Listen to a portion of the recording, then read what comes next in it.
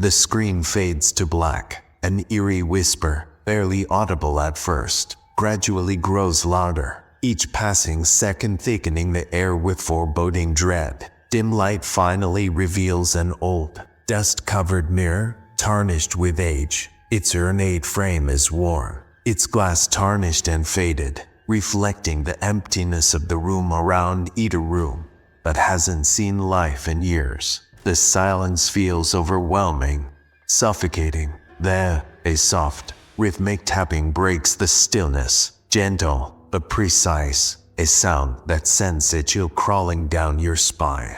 The camera slowly moves toward the mirror, almost as though being pulled by an invisible force. Faint, unrecognizable shadows flicker across its surface. Each moment feels alive, waiting for something.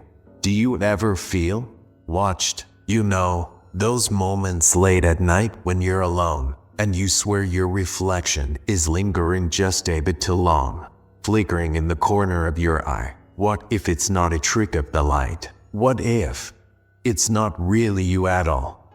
There's a sudden, creaks harp, like the twisting of an old, groaning door opening somewhere in the distance. The mirror seems to pulse as if alive, subtly, just enough to make you question your eyes. The whispers grow louder now, strange words that don't belong to this world. The camera inches closer to the glass, the shadows within becoming clearer. They say mirrors are portals, gates, between our world and the unknown. But why would you look into something so ancient, so undead? Do you think it looks back at you because it wants to, or because it must? Suddenly, a handprint begins to form on the glass slowly, unmistakably, as if something on the other side is pressing against it. A voice calls out from within, distorted, distant, desperate. Is it you that's been calling me, or is it something far worse? The mirror flickers once, and then, for just a heartbeat, an awful, hollow face looms into view, its eyes black as midnight, its smile twisted and unnatural. There, the screen goes dark, plunging everything into silence. Tonight, you'll learn why the reflection was never truly yours. But tell me, will you listen to the whispers that beckon you closer, or will you turn away, just as so many others have? The screen crackles, flickering through distorted visual snapshots of eerie faces, candlelight casting long shadows, the haunting glow of unknown, shadowy figures. A low, creeping sound grows as the voice begins to echo, suspense curling around each syllable. Welcome to Dark Whispers, a world where shadows are more real than anything we've ever known, a place where the unseen calls your name, and the line between reality and nightmare is blurred beyond recognition. Here, every whisper is a warning, every flicker of light a trap. Brace yourself, because what you're about to hear will change everything. You've entered the void where your darkest fears come to life. A cold, deep sound swells beneath the words. A faint jingle pulses like a heartbeat. The Dark Whispers logo flickers in and out, almost too quickly, before it fades into blackness. Enter Emma, a young artist with a passion for rare and antique mirrors. Her obsession with the past leads her to a forgotten alley, where a decrepit shop lies hidden, untouched by time. Inside, an old man with trembling hands offers her a mirror, tarnished, beautiful, but far too cheap for its beauty. Old man quietly, trembling. Take it, but be careful with this one. It doesn't just reflect the light, it reflects what you wish to forget. Emma doesn't listen. Her need for the mirror, her passion for art, drowns out the warning. She smiles and takes the mirror home. It glows faintly in the soft light of her studio. She stands before it, feeling its weight as her eyes drift over the intricate frame. But something's off. Just the smallest shift. The mirror seems to capture the light, and yet dim it. Emma thinking aloud, puzzled. Is it just me, or does it glow, even when I'm not looking directly at it.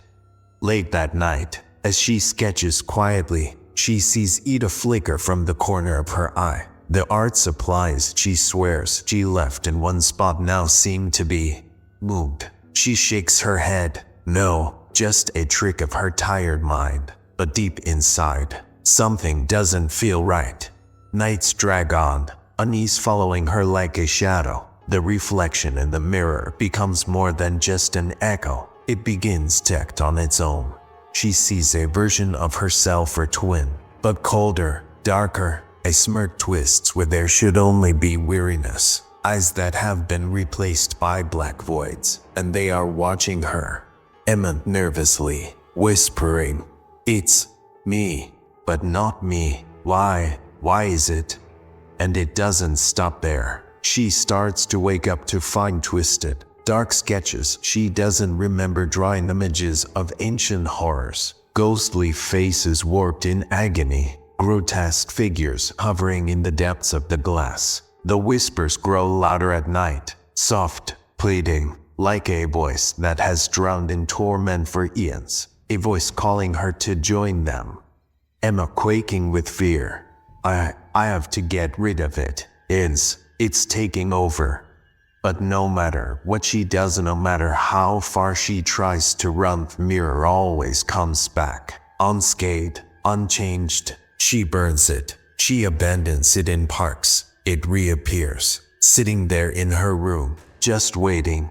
There, one night, the whispers turn to screams. The mirror shakes violently, cracks spreading across the surface, and something reaches out, its skeletal hand emerging from within. Screams are swallowed by silence. I'm mourning. Emma is gone, vanished without a trace. Only the mirror remains, undisturbed, pristine, but empty. The glass reflects nothing. The screen fades into a final shot, just the mirror, now cold and untouched. There, a new figure, a new victim approaches. Their shadow falls across the mirror, sealing their fate, without them knowing. Be careful where you gaze. Not all reflections are harmless. The next time you look into a mirror, ask yourself, is it you looking back, or is it something else? The screen goes black. Soft whispers linger, as if just out of reach, before the credits roll, leaving the audience unsure. Is the mirror alive, or is it something worse?